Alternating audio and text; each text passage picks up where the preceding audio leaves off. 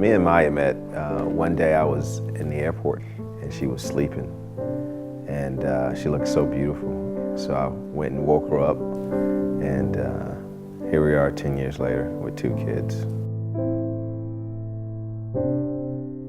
So we learned about Mila's condition about 5 months into the pregnancy. I had a very vigilant OB/GYN who noticed that there was something off with the formation of her heart, and he decided that he would send me to a specialist who did the test, the echocardiogram in utero, and diagnosed Mila with hypoplastic left heart syndrome.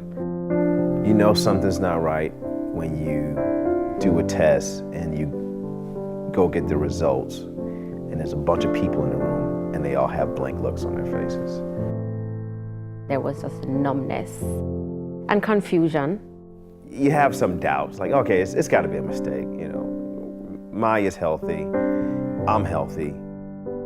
Something was deadly wrong, and I remembered breaking down crying, and he prodded on with the diagnosis. So this is the condition. The only way to provide any kind of palliative care will be 3 open heart surgeries, and the recovery period will be months, and it just went on and on and on with the devastation. Would they be able to make her heart normal? No. Would they be able to fix it or mitigate it so she could have a more normal life? Yes. When I delivered Mila, as soon as she was born, there was a pediatric cardiology team awaiting her arrival. And they said, all right, we're gonna let you have your baby for about 15 minutes. They passed her to me, and I felt the warmth and her weight. And I just remember just crying and crying and crying and looking at her and just thinking, she's so perfect and she's so beautiful. It was the greatest day of my life. We had a meeting with her surgeon, and he explained to us that she would do the first Norwood operation at 8 days old. We were powerless in the whole thing. And the only thing that we could do was to support each other and support Mila. So she was at the hospital for 2 months before we were able to take her home. She pulled through successfully, and we were just thrown. We were overjoyed. At 6 months old, we went back down to MUSC for her second surgery. The Glen was the best surgery of all 3.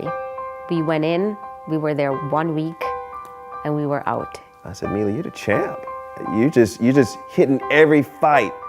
And so I bought her these championship belts for each surgery. So the Fontan, which is the final stage of repair, was done in May of this year. This one was the hardest. With this one, Mila is bigger. She articulates pain. She articulates her desires to go home. I remember there was one night she woke up from the pain of the chest tubes, and she looked over at me and she said, Mommy, can you please make my chest unhurt? We call her Miracle Mila. The biggest and greatest thing is that we walked out of there as a family, all of us, all 4 of us. All these scars that she has on her chest, all the things we've gone through have built the character of who she really is and who we are. I've seen from start to finish what support of the American Heart Association can really do. I have 4 years of living proof that I can testify that the American Heart Association is a fantastic organization. Their work is affecting real people like me, and real families like us, and real children like Mila. They're saving lives. They are giving children like Mila quality of life. And so I really feel strongly about being able to contribute in any way to the cause, whether it be financially, which of course is most important and can go a much further way, but also just in terms of raising awareness and helping individuals and families connect and support each other and spread the word. What they're doing is critical to our community and to our society.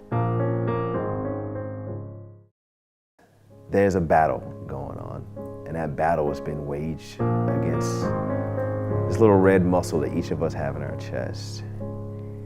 And the American Heart Association is one of those forces that's battling in this war.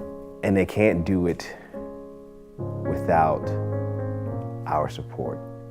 The whole point to me is to help people understand that they're not immune.